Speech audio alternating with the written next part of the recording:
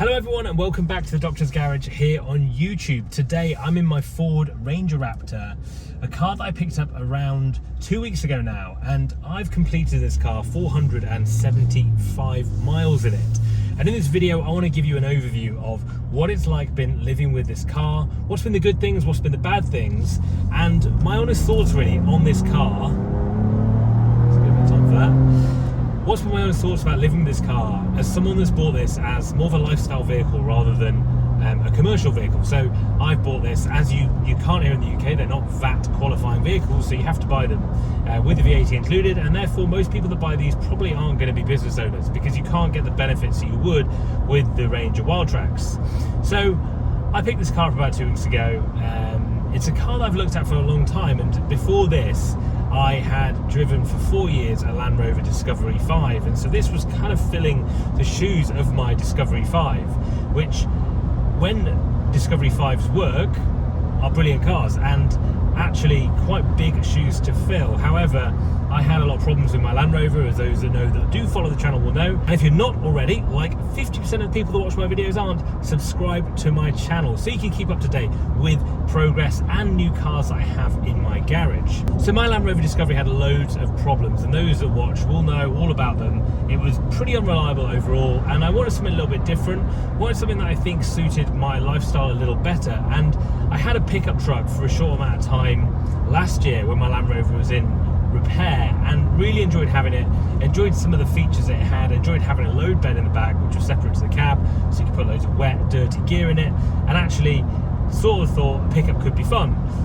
I also wanted a pickup that was going to be fun and wasn't going to be or feel like a commercial vehicle, and that's why I went for the Raptor, because this has a really good engine in it, and by good what I mean is fun to drive. I'm hoping I don't have any problems with it, even though many of you here on YouTube do comment say the EcoBoost engine is also known as the EcoBoom engine. I'm hoping that's not going to be the case with this particular one I have, and I'm planning on actually keeping it serviced regularly so it doesn't have those issues. I believe one of the things that's good to do on these is to replace the oil probably more frequently than what the manufacturer would recommend. I've seen some people say it's worth doing the engine oil every 5,000 miles as opposed to the recommended 10,000 or yearly interval. So that's probably what I'm going to be doing on this vehicle, because it's such an easy thing to do to change an oil, and I may even do that myself, so I'll show you guys here on the channel me learning how to do that. And if you've got one of these cars, any Ford Ranger of this new generation, you can also see and hopefully learn how to do it from my mistakes.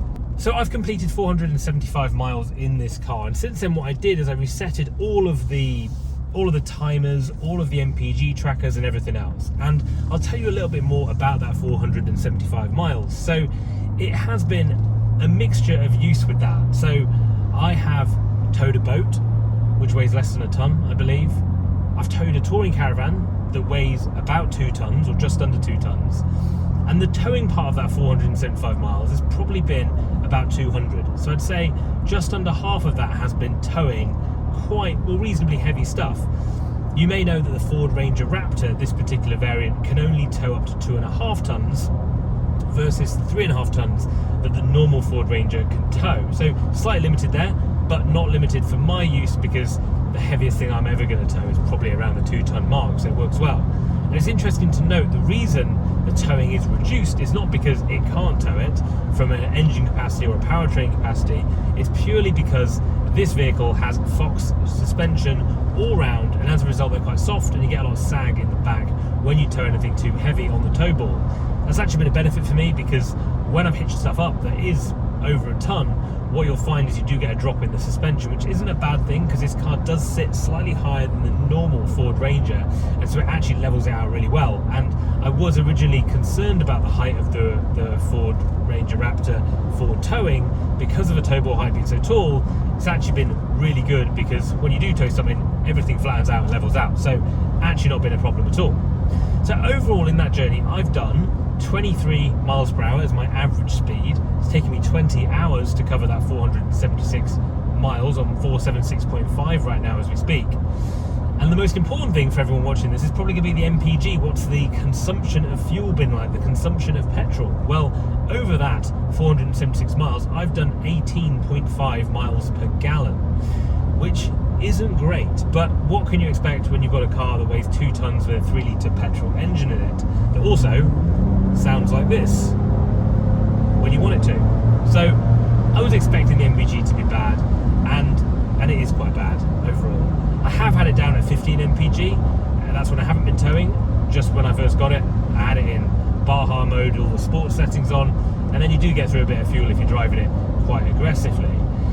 I would say for people that are thinking of buying this vehicle, what is your average MPGs? I think if you are not towing and you're just driving around at a pretty conservative level, you'll get into the 20s. So I'd say you're probably going to get about 21.5, 22 miles per gallon. That's what I find on shorter journeys, like the journey I'm on right now. If I go to just that journey, I'm getting 20.8 at the moment, and I've been on the road for about 10 miles.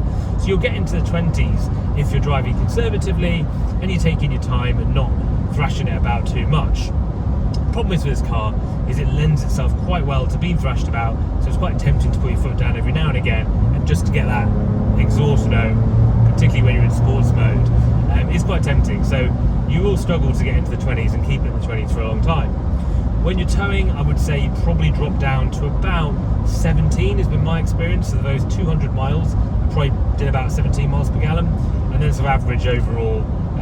What did I say it was? I think I said it was 18.5, which is pretty average of what I would expect.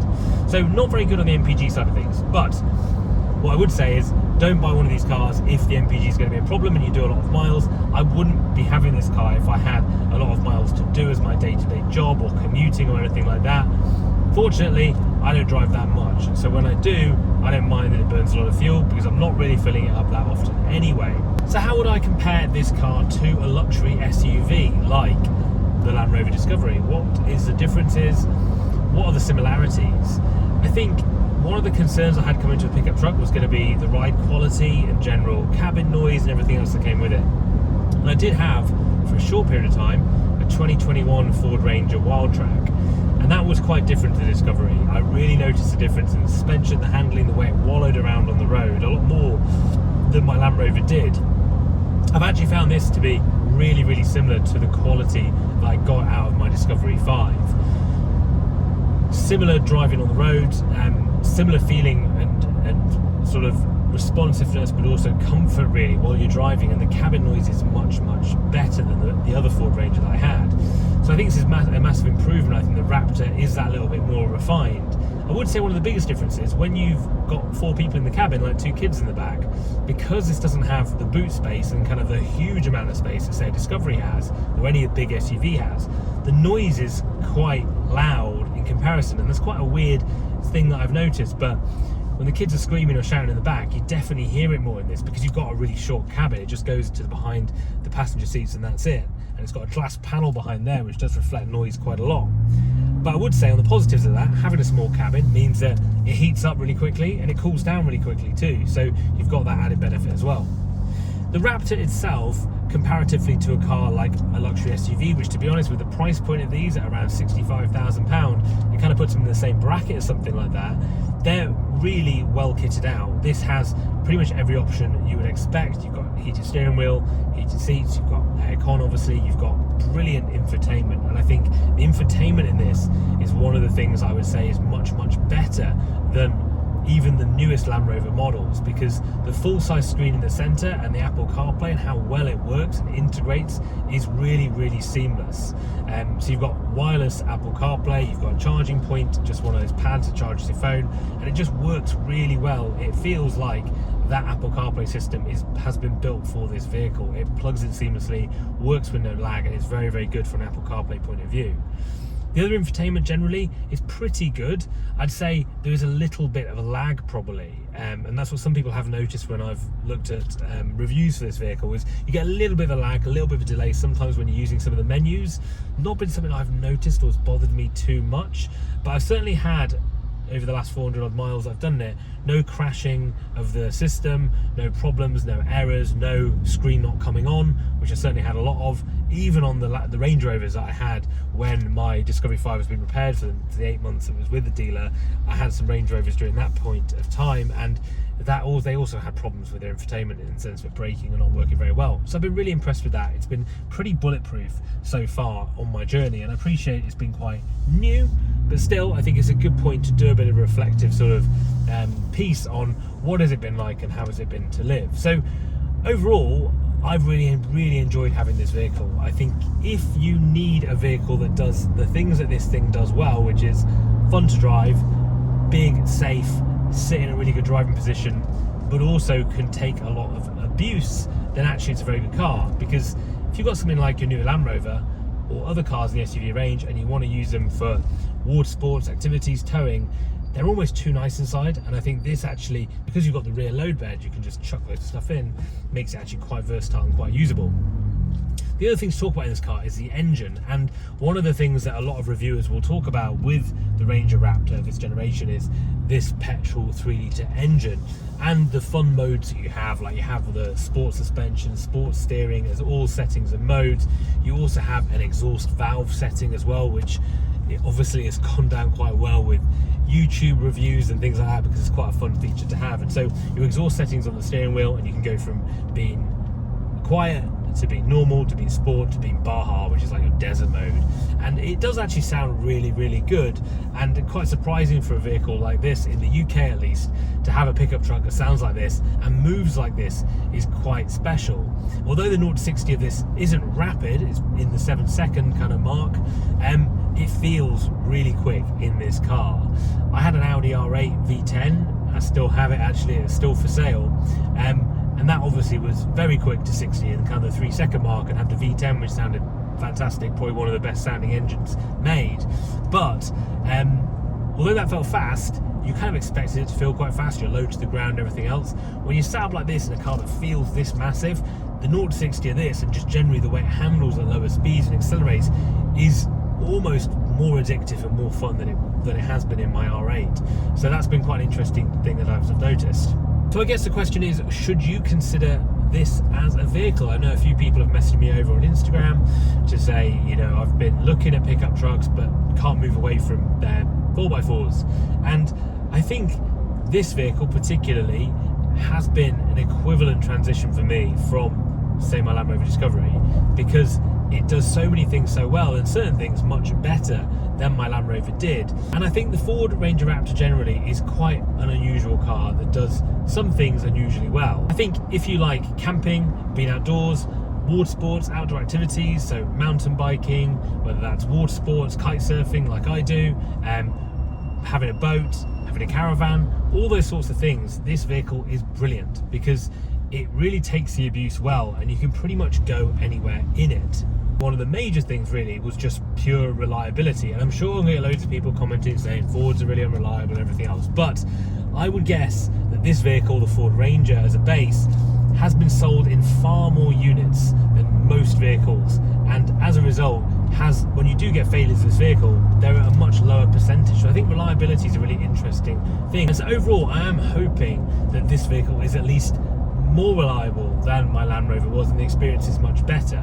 This vehicle's done just over 3,000 miles now. I bought it around 2,500 miles, and it's still obviously got its factory warranty for quite a bit of time left. So I'm quite enjoying knowing that it's going to be covered if there is going to be a problem, hoping to look after it and make sure that there isn't any problems. But I'm really hoping that this car goes on and on and on, and actually provides me with a lot of reliable fun, really, owning and driving this vehicle. Now, if you guys are watching this and you have a Ford Ranger or you have a Raptor like this, I'm interested in a few accessories for it. So I'm looking for a load bed, like a rail bed for the rear over the cover. So I'm looking for something to be able to put bikes on, to be able to put cargo boxes on over the top of the load bed. I've looked at Front Runner as a brand because they obviously do very good roof equipment, but I'm interested to know, do you guys have any other recommendations that firstly will be a good roof rack system that doesn't rust, that doesn't degrade over time, but also I'm looking for something that then loads of accessories can be fitted onto it, because I know there's a lot of people that sell racks, but actually they don't sell the racks that then allow a lot of different accessories to be fitted. So I hope this has been a useful overview of my 470 odd mile journey with this car, and giving you a bit of an insight into what it's like living with it, some of those key questions like MPG and everything else. I'll be really interested to know what you guys think, so as always, please comment below the video, let me know what you think. Thanks for watching the video, and I'll see you guys very soon.